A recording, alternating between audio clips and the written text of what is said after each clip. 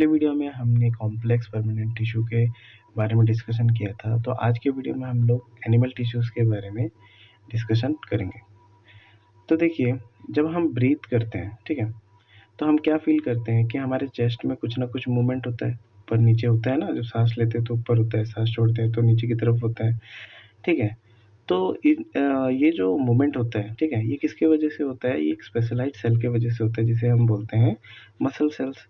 जब ये muscle cells क्या करते हैं, कॉन्ट्रैक्ट होते हैं या रिलैक्सेशन होते हैं, तो उसके वजह से क्या होता है, हमारे शरीर में मूवमेंट होता है, ठीक है। तो मसल सेल्स का रिलैक्सेशन और कॉन्ट्रैक्शन होने की वजह से क्या होता है, हमारे शरीर में मूवमेंट होता है। तो देखिए, जब हम ब्रीथिंग करते हैं या हम जब ऑक्सीजन को इनहेल करते हैं, तो ये ऑक्सीजन जाता कहाँ है? तो इसको लंग्स क्या करता है, एब्जॉर्ब कर लेता है, ठीक है, और इसको ब्लड के थ्रू हमारे बॉडी के जो दूसरे सेल्स हैं, वहाँ तक क्या करता है, ट्रांसपोर्ट करता है, ठीक है। लंग्स क्या करता है, ऑब्जर्व करता है ऑक्सीजन को, और ब्लड के थ्रू मैंने यहाँ पे हार्ट नहीं बोला गया है, लंग्स क्या करता है, हार्ट की तरफ भेजता है ऑक्सीजनेटेड ब्लड को, फिर ऑक्सीजनेटेड ब्लड आपके हार्ट के थ्रू जितने भी आपके बॉडी सेल्स हैं वहाँ तक ट्रांसपोर्ट हो जाता है ब्लड के थ्रू, ठीक है।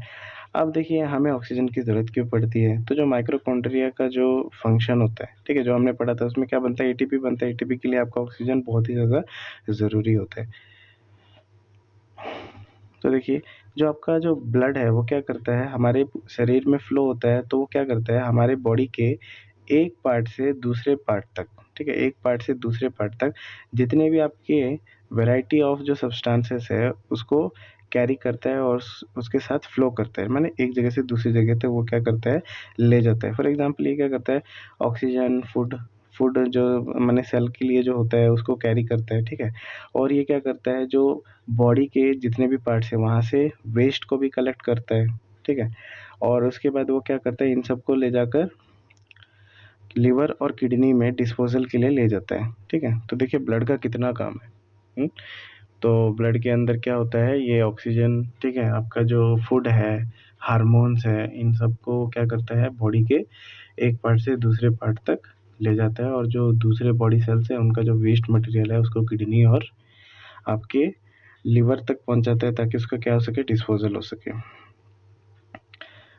तो देखिए, जो आपने ब्लड, मसल, ये जो दोनों पढ़ा, ये दोनों ही क्या हैं, हमारे बॉडी में जो कॉम्प्लेक्स टिश्यूज़ हैं, एनिमल टिश्यूज़ के क्या हैं, एग्जांपल्स हैं, इनके फंक्शन के हिसाब से, ठीक है।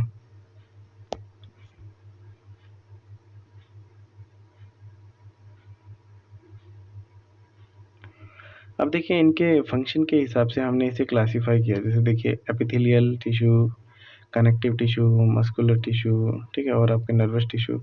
तो ब्लड क्या है, आपका एक कनेक्टिव टिश्यू है, ठीक है, और जो मसल्स हैं, ठीक है, ये क्या बनाते हैं, आपके मस्कुलर टिश्यूज़। तो इसमें कुछ इतना जानने के लिए नहीं था, बस थोड़ा बहुत था कि इंट्रोडक्शन दिया गया था। तो चलिए, अभी हम नेक्स्ट टॉपिक पे बढ़ते हैं, वो है हमारा एपिथेलियल टिश्यू। तो देखिए, एनिमल का जो बॉडी है, ठीक है, वो आपके एपिथेलियल टिश्यू से क्या रहता है, कवरिंग रहता है, ठीक है। एनिमल का जो बॉडी है वो आपके एपिथेलियल टिश्यू से क्या रहता है, कवरिंग रहता है या प्रोटेक्टेड रहता है, ठीक है। तो हमारे शरीर के ऊपर क्या होता है, जो प्रोटेक्टिव टिश्यू है, तो वो कौन सा है, याद रखिएगा, एपिथेलियल टिश्यू। तो जो एपिथेलियम जो होता है वो क्या करता है, हमारे बॉडी के जितने भी ऑर्गन्स हैं या जितने भी कैविटी हैं उसको क्या करता है, कवर करता है, ठीक है। और दूसरी बात ये क्या करता है, हमारे जो डिफरेंट जो सिस्टम्स हैं हमारे बॉडी के अंदर, जैसे respiratory system, digestive system, alimentary canal, इन सबको क्या करता है, एक दूसरे से सेपरेट करके रखता है। उनके बीच में क्या बना देता है, बैरियर्स बना देता है, ठीक है, वॉल्स टाइप बना देते हैं, जिससे कि वो एक दूसरे से सेपरेट रहें।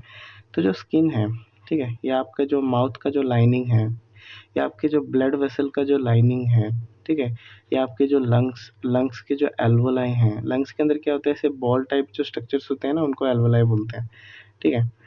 तो आपके जो एल्वोलाई हैं या किडनी के जो ट्यूब्यूल्स हैं, ये सभी किससे किससे बने होते हैं, इनके लाइनिंग एपिथेलियल टिश्यू से मिलके ही बने होते हैं। तो जो एपिथेलियल टिश्यू के जो सेल्स होते हैं वो क्या होते हैं, टाइटली पैक्ड होते हैं, और ये क्या करते हैं, कंटिन्यूअस शीट बनाते हैं, ठीक है। शीट बनाएंगे तभी तो क्या ढक पाएगा ना।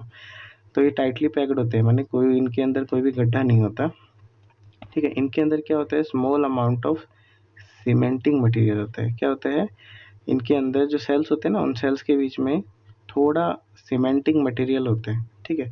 और इनमें ना के बराबर इंटरसेलुलर स्पेस होता है, ठीक है। तो ऑब्वियसली ये बात हो जाता है, अगर हमारे शरीर में कोई चीज़ आ रहा है या हमारे शरीर को कोई चीज़ छोड़ रहा है, माने हमारे शरीर से बाहर जा रहा है, तो उसको ऑल माने एटलीस्ट एपिथेलियम के एक लेयर से तो गुजरना ही पड़ेगा, क्योंकि हमारा पूरा बॉडी किससे ढका हुआ है, एपिथेलियम से। तो इसकी वजह से होता क्या है, जो जो सेल्स होता है ना, सेल्स का जो परमिबिलिटी होता है, ठीक है, वो बहुत ही ज़्यादा इम्पोर्टेंट रोल प्ले अदा करता है एक्सचेंजिंग ऑफ मटेरियल में, ठीक है। तो जो एक्सचेंजिंग ऑफ मटेरियल होता है ना बॉडी में, क्योंकि इसको एपिथेलियल टिश्यू से आर पार होके जाना पड़ता है, तो उसमें जो परमेबिलिटी होता है उसका बहुत ही बड़ा रोल होता है, जिसके वजह से क्या होता है, मटेरियल का एक्सचेंज होता है, माने एक जगह से दूसरी जगह वो जाते हैं। जैसे बॉडी से बाहर की तरफ मटेरियल्स को आना जाना हो, ठीक है, या जो बॉडी के अंदर जो पार्ट्स हैं उनके अंदर कोई चीज़ों का लेन देन हो, तो उनको किसके थ्रू होके जाना पड़ेगा, एपिथेलियल टिश्यू से होकर ही जाना पड़ेगा। और इसमें क्या होता है, उनके जो अमाउंट ऑफ जो मटेरियल जो जा रहा है आ रहा है, तो उसमें कुछ ना कुछ फ़र्क पड़ जाता है, ठीक है।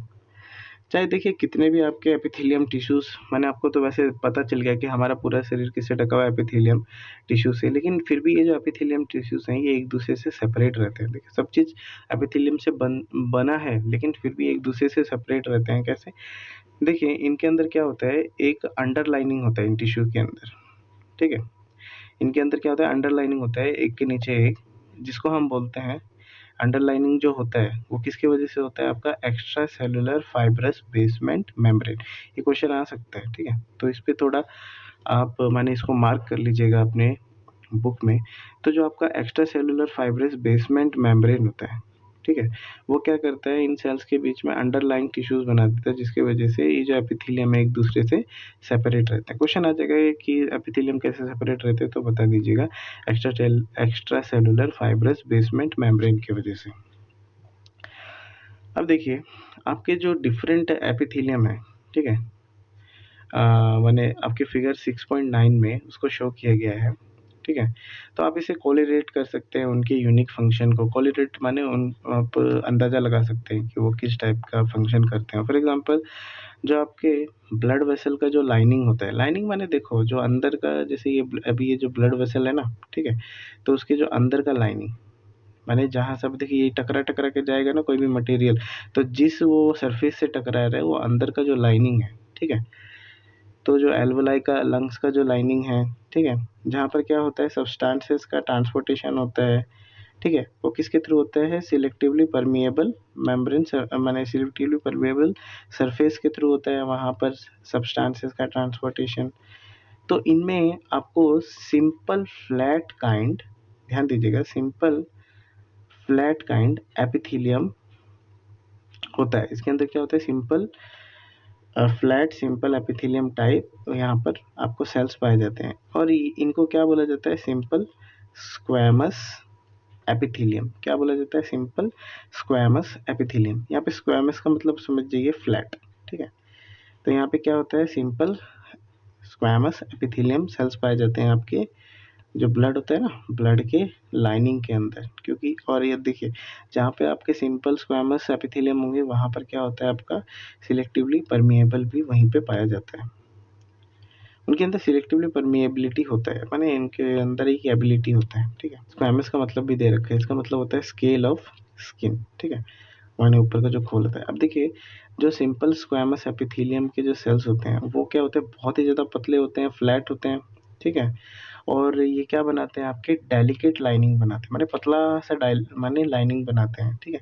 तो जो आपका जो ओइसोफेगस होता है या जो आपके माउथ का जो लाइनिंग है, ठीक है, वो भी आपके सिंपल स्क्वैमस एपिथेलियम से ही क्या होते हैं, कवर्ड होते हैं। तो जो स्किन है इसके ऊपर क्या होता है, जो हमारे बॉडी को प्रोटेक्ट करता है, वो भी किससे मिलकर बना है, स्क्वैमस एपिथेलियम से। लेकिन जो स्किन के अंदर जो एपिथेलियल जो सेल्स होते हैं वो बहुत सारे लेयर्स में क्या होते हैं, अरेंज्ड होते हैं, जो कि हमारे माने शरीर को फटने से या माने टूटने से रोकता है, ठीक है, फटने से या क्रैक होने से रोकता है।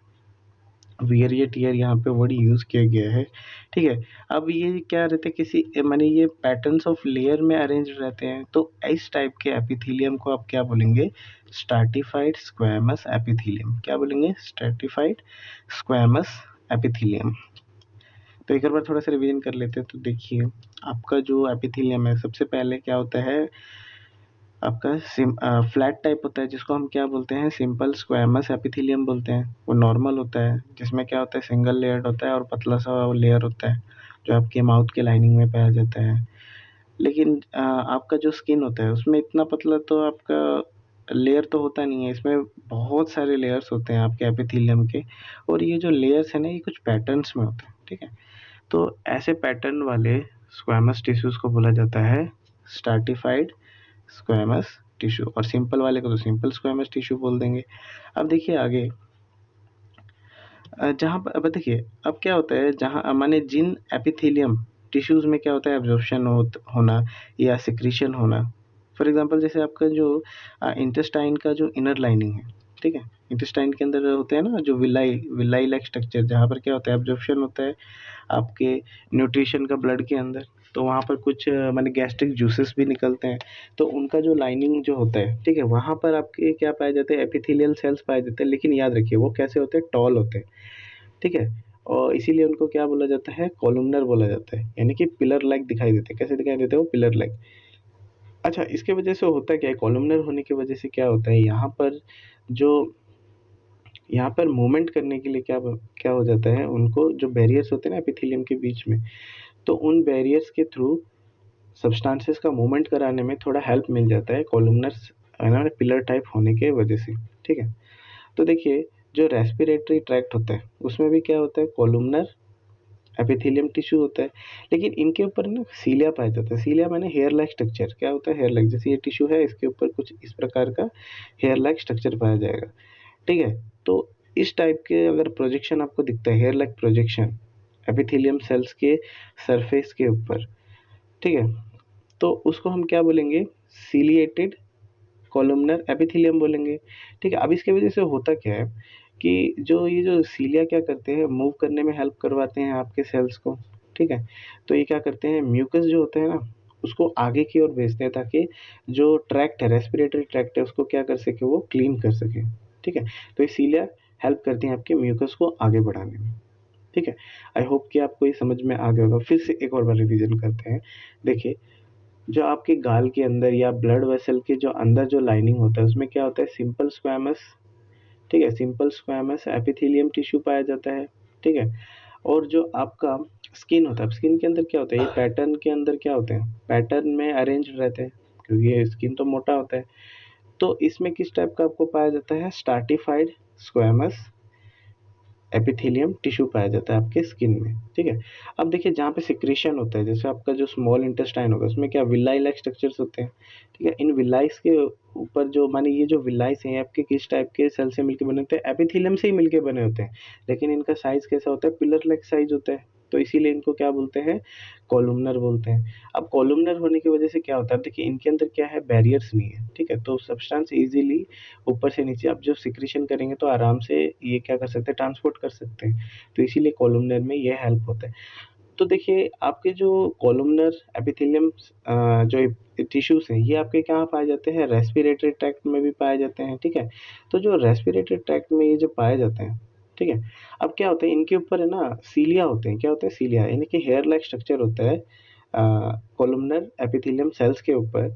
अब जिसकी वजह से क्या करते हैं, ये ना जो म्यूकस होता है, म्यूकस को आगे भेजते हैं, ताकि आपको क्या हो सके, रेस्पिरेटरी ट्रैक्ट क्लियर हो सके, ठीक है। जैसे आपके नाक में माने ज़्यादा मैल हो जाता है तो आपका जो निकलता है ना वाइट वाइट कलर का म्यूकस, तो उसी टाइप का ये भेजता है, जिससे कि क्या हो सके, ट्रैक्ट क्लियर हो सके। तो अगर आपके एपिथेलियम के ऊपर सीलिया मिले तो उसको क्या बोलेंगे, सीलिएटेड कॉलमनर एपिथेलियम। बहुत ईजी है याद करना, इतना भी मुश्किल नहीं है। अब देखिए जो जो आपका क्यूबॉइडल एपिथेलियम है, जिनका शेप कैसा होता है, क्यूबॉइडल होता है। ऑब्वियसली क्यूबॉइडल लिखा है तो क्यूब की तरह ही होगा। ये क्या करते हैं, किडनी का जो टिब्यूल्स होता है ना उसके इनर लाइनिंग को बनाते हैं, ठीक है। किसके, किडनी के टिब्यूल्स को, ठीक है, किडनी आपको पता है कुछ इस प्रकार का होता है ना, रीनल, उसमें हेनरी जो और बोमेंस कैप्सूल ये सब होते हैं। तो उनके जो इनर लाइनिंग होता है वो किससे बना होता है, आपके क्यूबॉइडल एपिथेलियम से। और जो आपके जो सलाइवरी ग्लैंड के जो डक्ट्स हैं वो भी किससे बना होता है, क्यूबॉइडल एपिथेलियम से।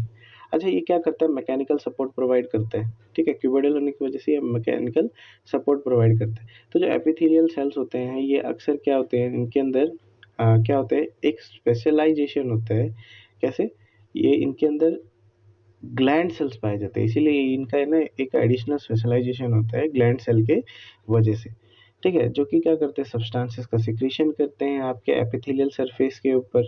अब कभी कभार क्या होता है, जो एपिथेलियल जो टिश्यूज हैं वो अंदर की तरफ क्या होते हैं, फोल्डेड फोल्डेड पोर्शन होता है उनका।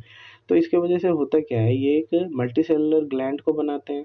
तो इस टाइप के एपिथेलियम को बोला जाता है ग्लैंडुलर एपिथेलियम, ठीक है। तो एक बार क्विक रिवीजन लेते हैं, ठीक है।